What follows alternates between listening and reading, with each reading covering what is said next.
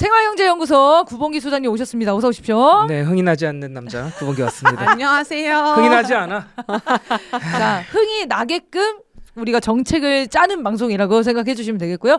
요즘에 이제 부동산 관련해서 시리즈로 좀 이제 방송을 좀 고민 중이시죠? 고민 중이 아니고 지난주에 제가 시리즈로 말할 수밖에 없다라고 말씀을 드렸죠. 지금 정부가 빌드업을 하고 있는 중이니까. 네. 지금도 대통령이 이제 시민들 그리고 전문가들 등등 모아놓고 나서 대토론회 하고 있어요. 네. 10시부터 시작해서 1시간 조금 넘게 하려고 했는데 계속 연장돼서 아직도 하고 있는 중입니다. 아, 그래요? 그래요. 네, 대통령이 하는 중에 말했어요. 이거 최소 1시간 이상 길어질 것 같으니 걱정 말라고 하면서. 아, 이재명 대통령은 회의 시간 좀 정해놓고 하셔야 돼.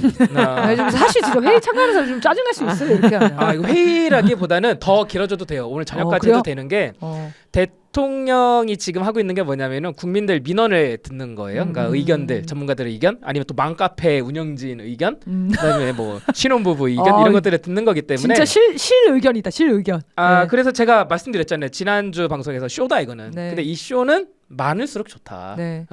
라고 말씀을 드렸고 그 빌드업 과정이 계속 있고 오늘 대통령이 주재하는 토론회 이후 이제 이달 말 또는 다음 달 초에 정부가 부동산 대책을 꽉 내놓을 거다. 그 빌드업 과정이다. 네. 예.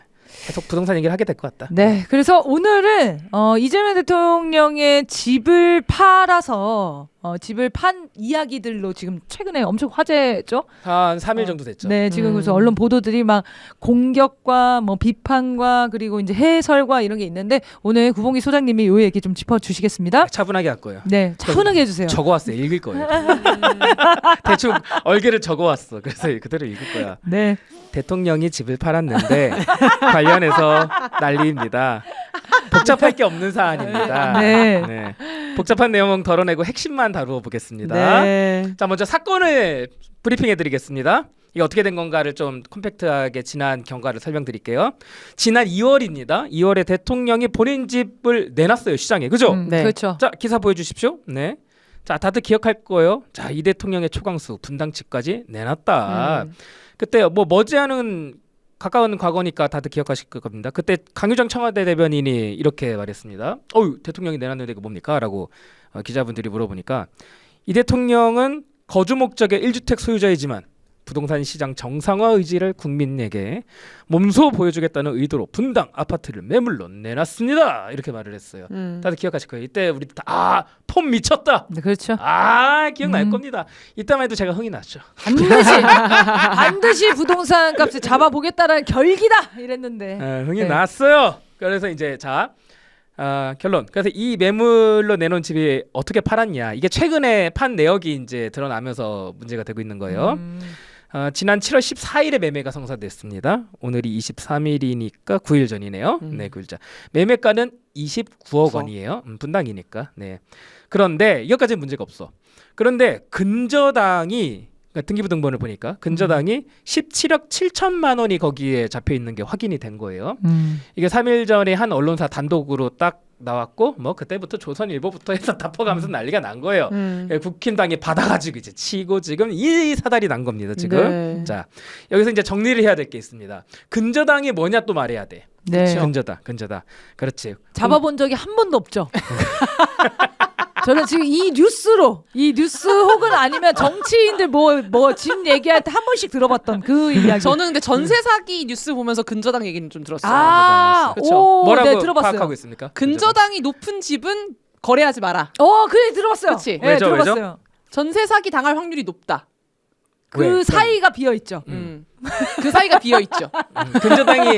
근저당이 의미하는 게 여기에 헤드라인만 본 거죠. 대출이 많이 껴 있다는 그쵸, 의미인 거잖아요. 그쵸. 그렇죠. 앞에서 대출 받아가야 될 텐데 싹 받아가면 보증금을 떼이니까 그래서 피해라는 그래서 거잖아요. 집주인이 근저당이 많이 잡힌 집은 집주인의 근저당이 많이 잡힌 집은 피해라. 왜냐면 집주인이 돈 갚을 능력이 없고 돈이 없는 확률이 높다. 이러면서 네. 사기당할 확률이 높다. 이렇게로 이해했었거든요. 근저당에 대한 일반적인 이해를 100% 하고 계신 겁니다. 그래요? 훌륭하십니다. 근저당 거예요. 그래서 이게 난리가 난 거예요. 네. 근저당이 뭐냐면 그냥 담보 잡은 거라고 생각합니다. 그러니까 담보가 많이 잡혀 있어도 피하는 거잖아요. 얘기했잖아. 그래. 담보라고. 그래. 아까 이게 좀 공부 좀 했거든요. 담보. 대화하면서. 근데 문제는 제가 이해도가 너무 떨어진다는 거예요. 좀 더 쉽게 설명해 줄게요. 설명해 주세요. 받을 돈이 있는데 안 갚아? 그럼 이거 팔아버릴게. 이게 그냥 근저당이라고 생각하시면 돼요.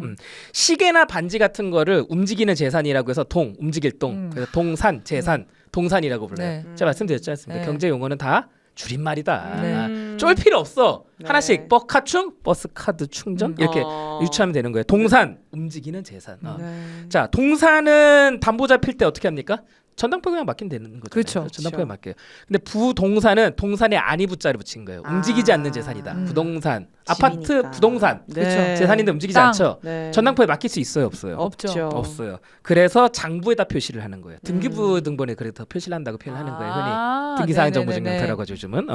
그게 지금 드러난 거예요. 담보가 잡혔네. 어. 그러니까 쉽게 말하면은 정리를 하면 이거예요. 대통령의 지금 집을 누군가가 샀잖아요. 29억 원에. 그렇죠. 근데 29억 원을 지금 다 준 게 아니에요. 네. 음. 다 주지 않고 대통령한테 저 17억 7천만 원이 거기에 지금 근저당으로? 근저당이 잡혔거든요. 17억 7천만 원은 이거 한 거예요. 소위 말하면 우리가 아. 외상. 외상 달았어. 어. 외상 달았어. 나중에 줄게요. 네. 그렇게 하니까 대통령이 그래? 그러면은 담보 좀 잡자. 하고 나서 담보로 잡은 거예요. 거기다. 네, 집을. 오케이. 집을 그 사람이 오케이. 샀으니까 그 사람의 담보가 되는 거구나. 그렇죠, 오케이. 그렇죠. 네. 그 사람이 이제 17억 7천만 원을 안 주면은 이거를 그냥 담보를 실행하겠다 이렇게 되는 거겠죠. 오케이. 이해는 됐죠? 네. 너무 쉬우니까 자 이제 사건 분석으로 들어가 볼게요. 자 그럼 이 집을 산 사람은 왜 외상을 했냐? 이것도 핵심 개념만 살펴볼게요. 복잡하게 얘기할 필요가 없어요. 핵심만 살펴보면 돼요. 사실 이 얘기를 좀 하고 넘어갔어야 되는데 어떤 사건에 대해서 복잡하지 않은 걸 복잡하게 얘기하는 사람들은 뭔가 의도가 있어서 그런 거예요. 그 의도를 다 덜어내고 저는 딱 핵심만 말씀을 드려볼게요. 이해하기 편하게.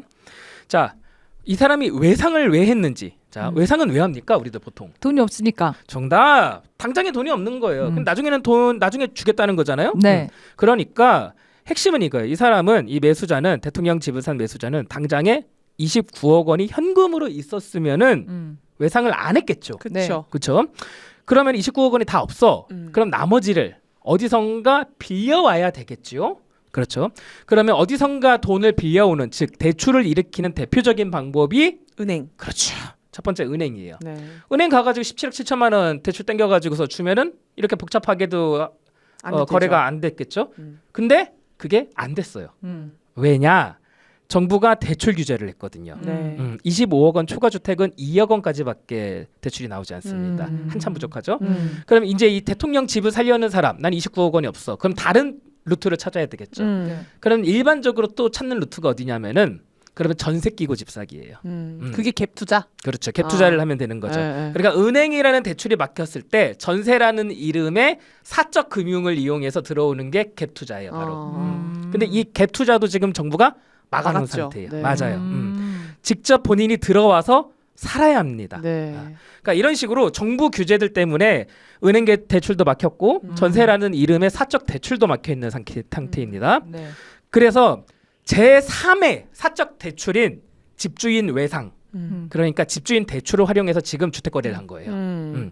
그러니까 29억 중에 17억 7천만 원은 나중에 줄게요, 대통령님. 이렇게 하면서 거래를 한 겁니다. 네. 쉽죠? 네. 오케이. 자, 이제 내용을 정리를 할게요. 이거를 여기서의 의미들을 이제 도출하는 거예요. 네. 첫째, 이건 일반적인 거래 방식이다 아니다? 아니겠죠? 아니니까 아니죠. 이슈가 처음 들어보지 됐겠죠? 않아요? 처음 들어보지 않아요? 이런 방식으로 주택 저는 거래를 하는 거? 근저당을 처음 들어봤기 때문에 저한테 물어보시면 의미가 없습니다. 이건 결코 일반적이지 않아요. 그래요? 결코 일반적이지 않아요. 아니 내가 집을 29억에 내놨으면 29억 그냥 다 받아가지고 그 돈 가지고 어디 가가지고서 뭐 하든지 하지. 왜냐하면 그 돈을 받아야 나도 다른 곳에 살 수가 그렇지. 있으니까. 그렇죠. 그렇지. 그렇게 연계되는구나. 그렇죠. 근데 이재명 대통령은 사실 관저에 살고 있기 때문에 그 돈이 당장 그러니까 크게 필요가 없었다는 거 아닙니까? 그러네요. 사실은? 네. 그렇죠. 그리고 보통은 이 방식을 보고 이런 게 있었어? 하신 분도 계실 거예요. 아니 많이 들어봤어요? 이런 방식? 집주인이 외상으로 땡겨가지고서 집을 판다? 아니요, 안 들어봤죠. 지금 보통 처음 안 들어봤죠. 네, 그렇죠. 네, 네. 왜냐면 처음 들어봤죠. 집주인이 손해니까 그렇게 하죠. 처음입니다. 대부분의 사람들은 대출 막혀가지고 집 사기 포기했어요. 일반적인 방식 아닙니다. 명확해요. 이거 일반적인 방식이라고 호도하지 맙시다. 일반적인 방식이라면 적어도 거래 최소 20%는 이 정도의 방식으로 이루어져야지 일반적이라 할 수 있을 거예요. 그렇죠? 오케이. 자, 두 번째, 이건 일반적이지 아니다. 첫 번째. 둘째, 정부가 규제 정책을 내놓았는데 그것 때문에 일반적인 방식의 거래가 어려우니까 본인들이 내놓은 그 규제 정책을 우회하는 방식의 매매 형태가 취해진 거예요. 이거는. 그렇죠. 본인들이 내놓은 그 규제 정책들이 아니었다라고 한다면은 이 매입하는 사람이 이렇게까지 우회적으로 일반적이지 않은 방식으로 주택을 거래할 이유가 없었어요. 오케이, 이렇게 정리하면 되겠습니다. 그럼 여기서 크게 짚을 것들을 살펴볼게요. 4가지가 있습니다. 4가지. 첫 번째 짚을 것. 대통령이 애초에 가지고자 했던, 얻고자 했던 정치적 의도가 훼손되었습니다.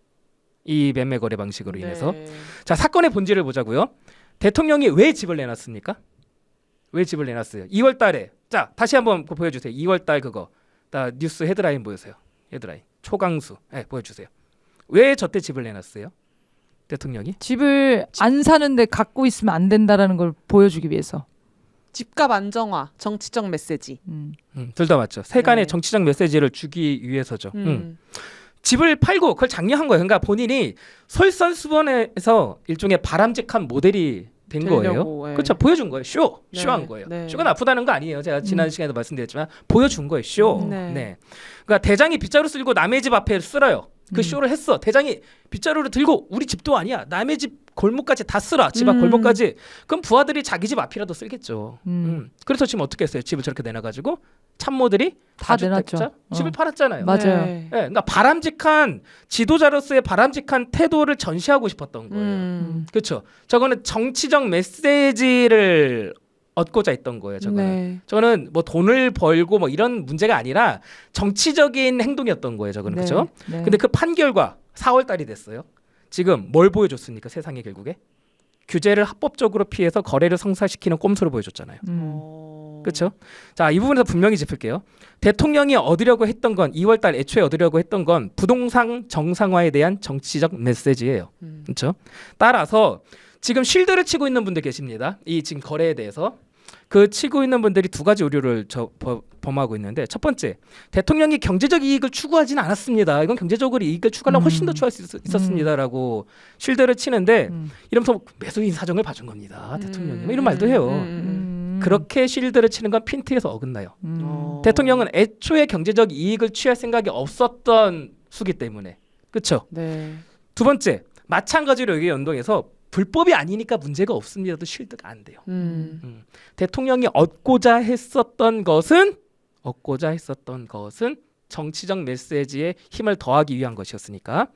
자, 근데 지금 논란의 포인트는 그럼 뭐냐? 지금 쉴드를 치는 분들이 이 핀트를 계속 피해 나가고 있으니까 지금 세상이 더 화가 나는 거예요. 지금 시민들이.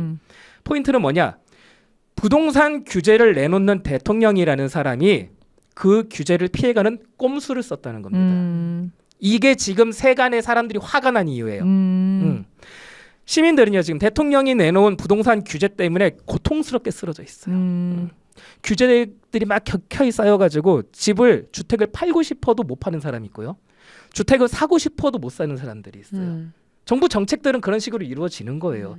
사고 싶다고 해서 다 사게 할 수도 없고 팔고 싶다고 해서 다 팔게 할 수도 없고 그런 식으로 조율을 하면서 규제책을 내놓는 거죠.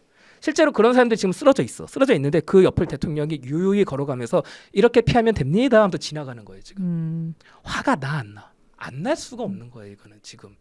그러니까 이 부분을 한번 짚어줍니다. 대통령의 정치적 메시지에 대해서 마지막까지 관리했을 텐데 실패했다. 그래서 2번째 짚을 게 있습니다. 2번째로 짚을 것. 우린 이 부분에 대해서 청와대가 지금 얼마나 해이한 상태에 있는지를 짚어볼 수 있어요. 부동산 문제 지금 얼마나 심각합니까? 그래서 지금 부동산 토론을 연속으로 하고 빌드업을 시켜서 지금 대통령이 또 하고 있는 거잖아요. 지금 이 시간에도. 네. 그런데 지금 거래에 문제가 된 주택은 누구의 주택이죠? 대통령의 주택이에요. 아니 총리의 주택을 조금 이상하게 거래해도 문제가 될 판국에 장관이 그렇게 해도 판국에 대통령의 집이에요. 대통령이 정신이 없어. 만약에 대통령이 정신이 없어 실무를 못 챙기겠지. 이거 누군가가 실무를 챙겼을 거 아닙니까? 이런 거래가 왔을 때 참모라면은 그러니까 정신이 정확하게 지금 문제의식을 잊고 있는 참모라면은요. 지금 대통령이 집을 내놓은 이 시장에 내놓은 의중을 정확하게 파악하고 이건 정치적 메시지다. 이 정치적 메시지를 끝까지 지켜내는 게 우리의 몫이다라는 거를 정신을 탑재하고 있으면은 이렇게 정상적이지 않은 일반적이지 않은 거래를 하지 않아요.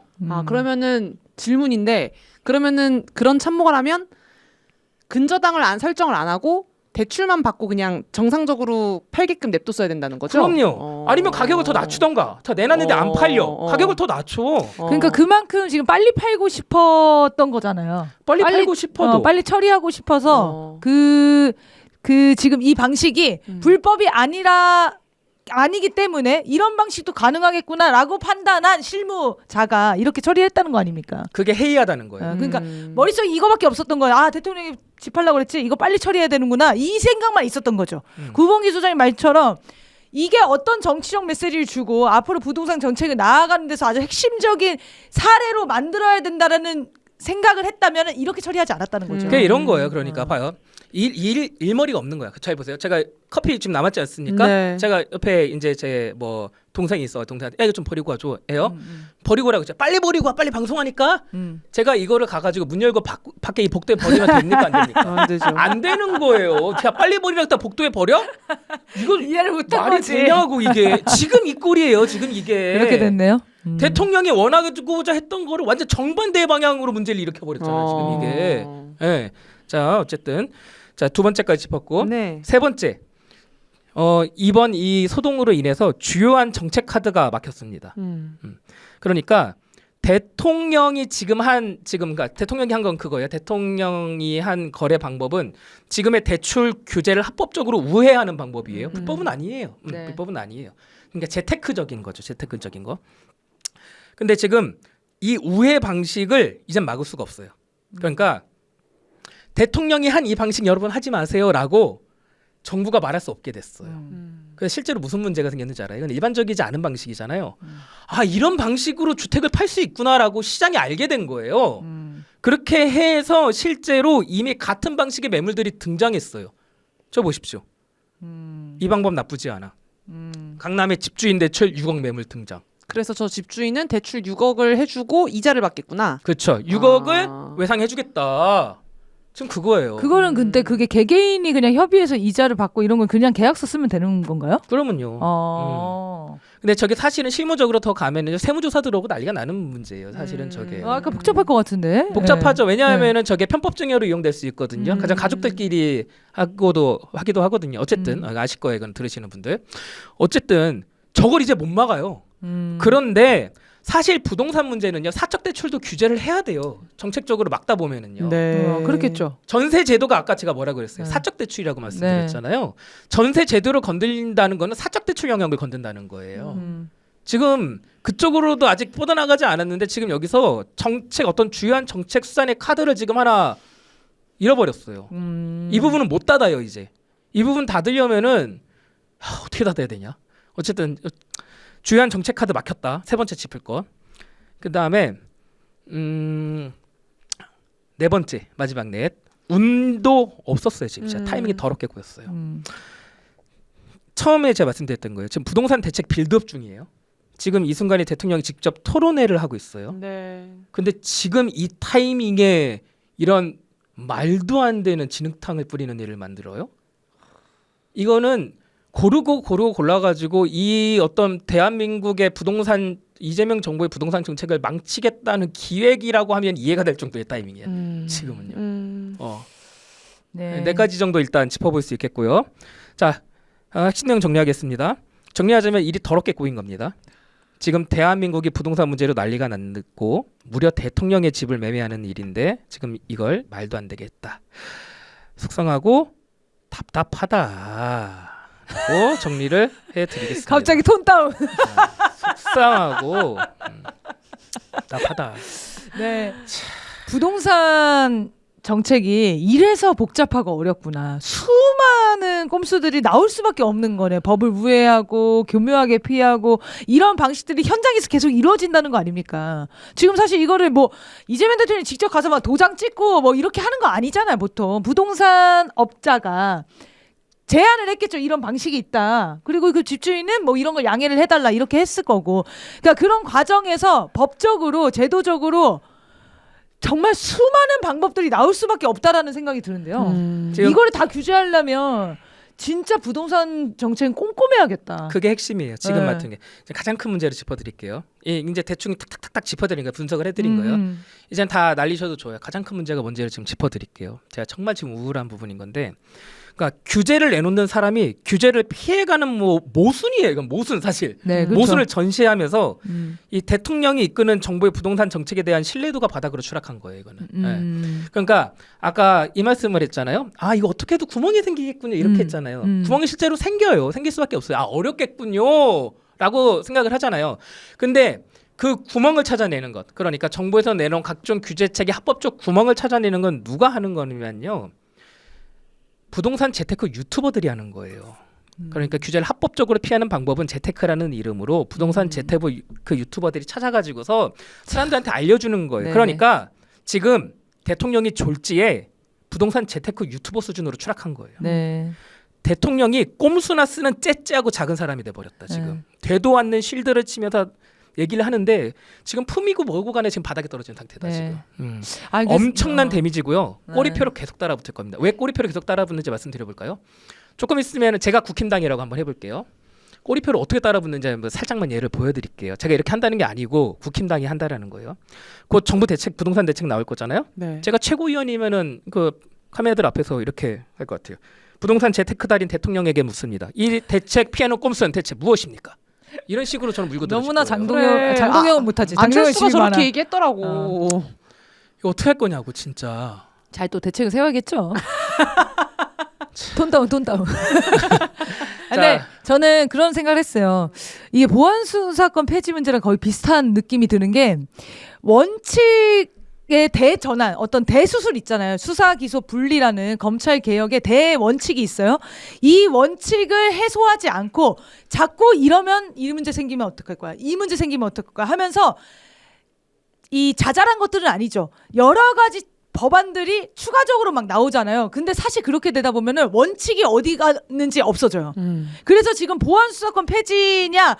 그러면 보안수사권 폐지됐을 때 경찰이 부패한 이 사건도 암장하는 사건도 어떻게 대책 세울 거냐? 이러면서 논쟁이 계속 촉발되면서 뭐랄까 근시안적인 대책들밖에 안 나온다는 거예요. 본질적인 대책은 여기에 있는데.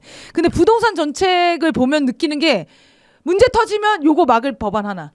문제 또 꼼수 터지면 또 막을 법안 하나 이러면서 이게 누더기가 된 게 아닐까? 이런 생각도 좀 드는 것 같아요. 그러니까 뭐 부동산 정책의 가장 본질적인 전환의 방안이 있어야 된다. 큰 그림을 그려놓고 거기서 나머지 세부 보완들을 해나가야 되는 거지. 일 터지면 막고 이런 식으로 계속 부동산 정책이 왔던 게 아니었나. 그게 좀 본질적 문제가 아닌가라는 생각이 들어요. 뭐 지금 대토론회에서도 좀 계속 들으면서 왔거든요. 보면서 네. 보이는 인상이 좀 그거예요. 보이는 인상이 질문 어떤 뭐랄까요? 마이크 잡고 얘기를 하시는 분들 중에 질문을 하신 분이 계셨습니다. 여성 참여자였는데 정부의 부동산 정책 목표가 뭔지에 대해서 물어보는데 부동산 정책 목표가 뭡니까? 라고 하면 1초도 안 쉬고 사실 나와야 돼요. 주거 안정입니다. 라고 나와야 돼요. 사실은 그 얘기 안 나왔어요. 그 얘기 안 나왔고 나중에 아차 싶었는지 조금 한참 뒤에 깨어나시긴 네네네. 하던데, 그러니까 제가 계속 예전부터 이게 걱정을 없는 거야, 했던 이 게 걱정을 했던 게 집값 얘기에 매몰되면 실패한다라고 했거든요. 그렇죠. 근데 집값 얘기 지금 토론회 한번 보세요. 2시간 넘게 하고 있는 토론회 집값 얘기에 매몰돼 있어요. 집값을 어떻게 잡을 것인가 이 얘기만 하고 있군요. 그렇게 되면은 분명히 무회로가 생긴다는 거죠. 이런 방식으로. 그리고 돌파를 못해요. 집값을 조정하는 게 정부 정책의 최대 목표라는 인상을 주게 되면은 그때 반대에 대해서 당위로서 무찌를 수가 없어요. 당위가 안 서잖아. 왜? 나도 사정이 있는데 왜? 왜? 나도 그치, 사정이 각자 있는데 다르니까. 나 회사 이번에 잘렸는데 팔아야 되는데 왜? 뭐든지 사정이 있어. 그렇죠. 개인들한테 집값을 움직인다고 하는. 하지만 정의로워야 돼. 그래서 엄청난 당위가 맞아요. 있어야 돼요. 주거 안정이라는 누구도 대놓고 실제로는 바라지 않을 수 있지만 대놓고 반대할 수 없는 당위를 기치로 걸고 나가야지 맞아요. 돌파가 가능한 건데 돌파의 무기를 갖고 있지 않아요 지금. 그러니까 철학적으로 빈곤해 보인다는 거예요. 이번 거래를 봐요. 야 아름다웠어 이게. 그러니까 대통령은 그렇죠. 뭔가 철학적 당위를 보여주고 싶었던 거잖아. 전 네. 팔아버립니다. 네. 이 기세 그리고 이 어떤 굉장히 태도를 보여주고 싶었던 거잖아요. 이건 바람직한 겁니다라고 이게. 근데 결론이 되게 째째하게 해버렸잖아. 네. 재테크 그 어떤 기법을 써버렸잖아요. 네. 확 쪼그라드는 거야. 확 쪼그라드는 거. 근데 진짜 수십 년간 사실 이런 부동산 정책을 짜는 사람들이 관료로 있을 수밖에 없잖아요. 그 관성이라는 게 있을 것 같아요. 그러니까 이런 방식밖에 머릿속에 없는 거야. 자기가 약간 해본 방식도 이거밖에 없고. 해봤을 수 있고 그 사람들도. 그래서 진짜 이런 새로운 혁명가적 생각을 하는 사람들이 정부 관료로 들어가야 된다. 그래야지 전체 그림을 새로 짜고 원칙을 정립을 하고 그 원칙대로 살을 붙여 나가는 방식. 이런 정책이 좀 있어야 되지 않을까 싶습니다. 그래서 마지막 네. 해법 어떻게 이 탈출을 어떻게 해야 할 것이냐. 오늘 부동산 대책을 쭉 2시간 정도 제가 계속 보면서 드는 생각이 급진성이 상실되셨구나. 부동산 정책에 대한 다른 건 모르겠는데 부동산 정책에 대해서는 적어도 급진성이 상실되셨습니다. 그걸 스스로 그렇게 말씀을 하십니다. 그건 이렇게 해서 해보니까 실제로는 뭐 이렇더라 현실은 이러면서 말씀을 쭉 계속 하십니다. 그러면서 급진성이 조금 상실되셨구나 네. 라는 생각을 하는데 급진성은 어디에서 오냐면 단위를 잡고 가는 데서 나오는 거예요. 네. 단위를 잡고 가면 돌파할 수 있는 힘이 생기는 거고. 근데 그렇게 하지 않고 세세하게 가격 그리고 어떤 재테크적인 방법론 이런 것들을 쓰다 보니까 계속 대통령이 째째해지는 거거든요. 정부 정책들이 째째해지는 거고 그런 점에서 지금 사고가 덜컥 난 거란 말이에요. 큰 사고가 났는데 지금 저는 이거 돌파하려면은 일단 3가지를 연속을 했으면 좋겠는데 부동산 관련된 조직을 아예 새로 지금 하나 만들어야 됩니다. 그 지난 시간에 말씀드린 것처럼 부동산 문제 잘 안 풀렸을 때 국토교통부 장관만 욕하면 된다 안 된다? 안 된다. 안 된다. 그러면요. 이거는 세제, 그다음에 재정, 그다음에 뭐 국토 문제 어떻게 할 건지 등등등이 다 결합된 복합방 정식이에요. 네. 그래서 그런 것들을 할 수 있는 부동산 관련된 조직을 새로 일단은 신설을 해야 되고 거기에 인사를 잘해야 돼요. 정말로 개혁적인 여기서 개혁적이라는 거는 급진적이라는 걸 말합니다. 개혁적인 인사를 거기 앉혀야 됩니다. 그게 메시지가 될 거예요. 거기다 앉히고 그리고 그 사람에게 3번째 허수아비로 두는 게 아니라 그 사람에게 거의 전권을 주는 식으로 힘을 실어주지 않으면은 이번에 대통령의 어떤 뭐랄까 어떤 태도도 오염됐고 뭐 여러 가지 메시지의 어떤 큰 틀이 지금 흔들렸기 때문에 이게 좀 회복 쉽지 않을 거라고 보여집니다. 네. 자, 진짜 꼼꼼히 이 대안들이 나와야 될 텐데요. 걱정이 많으십니다. 부동산 시리즈 저희가 계속 가져가면서 대안을 찾아보겠습니다. 자, 오늘 준비한 방송 여기까지입니다. 구본기의 생활경제 시청해주신 여러분 고맙습니다. 고맙습니다.